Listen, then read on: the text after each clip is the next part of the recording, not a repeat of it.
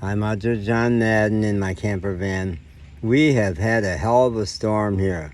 It's about 2 hours of thunderstorm, dumped buckets of rain, a lot of lightning, a lot of thunder. It was quite the extravaganza.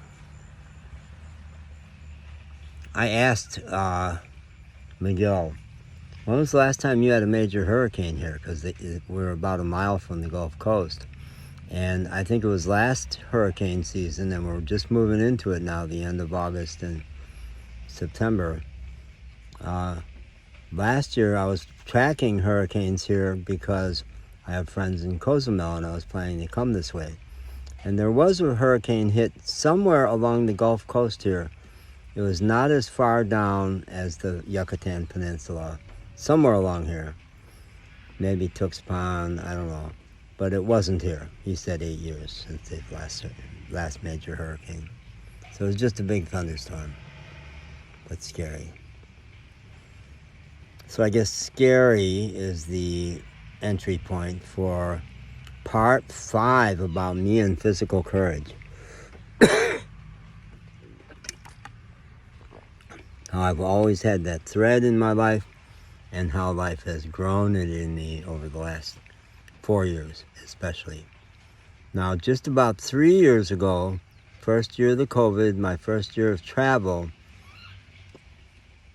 I had a run-in with Mission Hospital in Asheville, the big medical center in Asheville. I had had 30 years of wrongful diagnosis of psychiatric problems, bipolar disorder, and 30 years that I took horrid meds. And between the crippling diagnosis and the horrible meds, I was pretty messed up for 30 years. I was not functioning my best by any means, and I would get periods of such despair, that I did get suicidal on and off many times over those 30 years. My one actual attempt was back in Chicago, but not in Asheville. But I was hospitalized at the Mission Hospital psychiatric unit, I think 5 times in my 16 years in Asheville. Probably maybe 5 times on that unit, and 4 times that I got sent elsewhere because there wasn't room there. Then I got better. 4 years ago, I had the big spiritual experience. Based on realizing that I was fine, I spent 6 months, I believe, under close psychiatric care, getting off all my meds.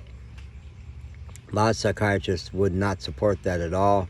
At that point, I had a young, kind of maverick woman, as she was a PA, not a full psychiatrist, who was my psychiatrist at a big, prestigious firm,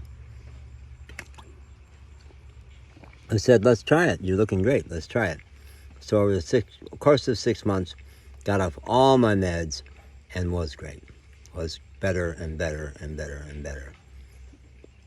Well, I went to my private physician, who had been my personal physician in a big, originally he was independent, but then he was part of a very prestigious internal medicine firm in Asheville, and said, we need something in the Mission Hospital records to say that I'm officially not a psychiatric patient anymore, which I wasn't. He said, I don't have privileges at that hospital. I can't get something directly into your record. I don't know how we would do it. Well, I was afraid that I would turn up in the ER with some medical concern and they'd look at my record and slap me on a psych unit. Well, that's what happened.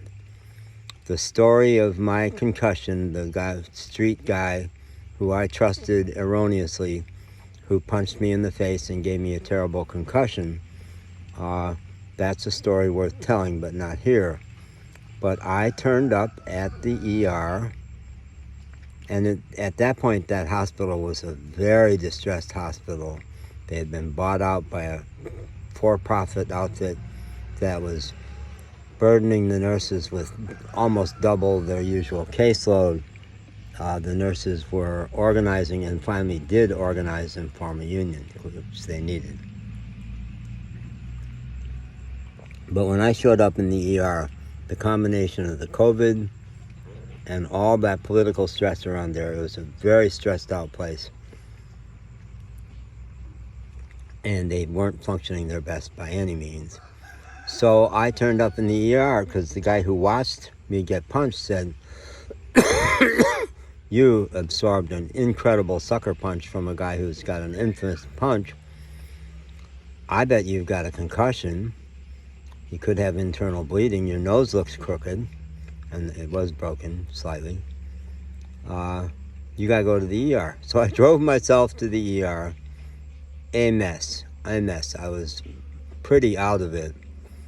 And went to the registration and said, "I've been punched. I want you to rule out concussion," which later on their ER ruled in. I did have a real major concussion. "And I want you to rule out a broken nose," which their ER confirmed that I had.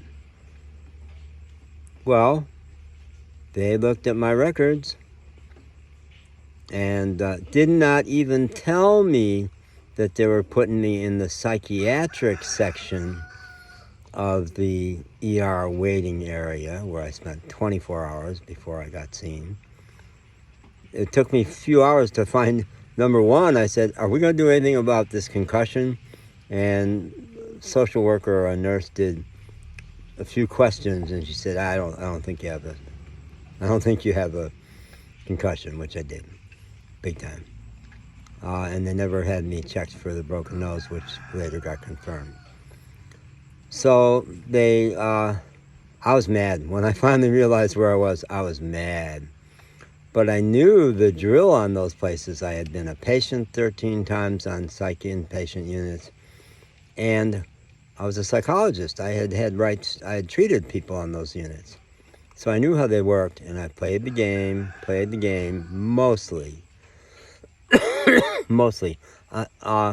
On that unit, if you swore, you got written up. If you cried, you lost privileges. They just couldn't handle the real deal. The one time I allowed myself to swear was when one social worker, who was just playing the role, not a real person at all, said something especially patronizing. It pissed me off, and I said, "You people have fucked with the wrong motherfucker." And they had, and I'm still gonna sue them, big time. Just, my life's been a little too chaotic to allow it, but that's my intent. So the story of physical courage, which I'm going to finish in 2 minutes because I want this to be 10 minutes. I'm on the psych unit. No, I'm not going to do that now. It's going to be too rushed. We're at almost 9 minutes. So I'm going to close this and then I'll tell that.